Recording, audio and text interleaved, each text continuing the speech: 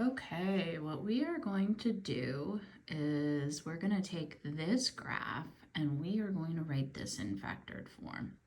So as we look at this graph, we think of what are the important pieces, okay? And some of the important pieces, if we're going to factored form, is we need to know the intercepts. There's one and there's the other, okay?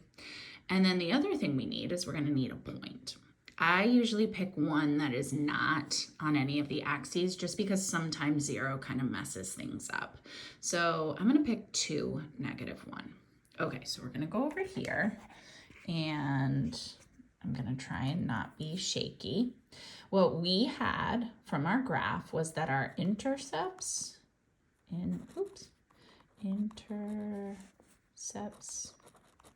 were at -1 and 3. And a point that we saw was 2, -1.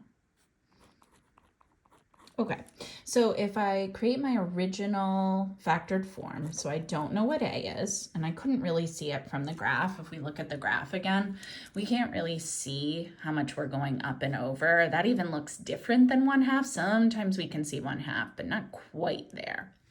So we're gonna have to calculate A.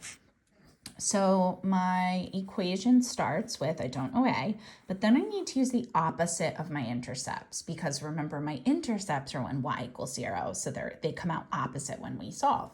So instead of -1, we're gonna have +1, and instead of +3, we're gonna have -3. Okay, and so then we need to calculate A. So I'm gonna plug in this equation. -1 is my y, I don't know A, and then my x is 2. So 2 + 1 and 2 - 3. -1 equals A, and that's 3, and that's -1.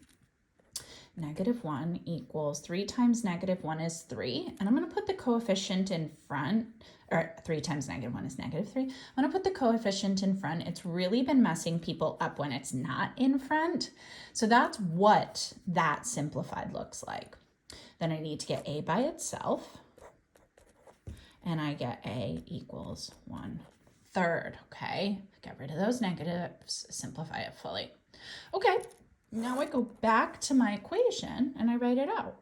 Y equals 1/3 x + 1 and x - 3. If I went back to Desmos, put this in, they should overlap. You can also think of it as I should see all of those pieces there again.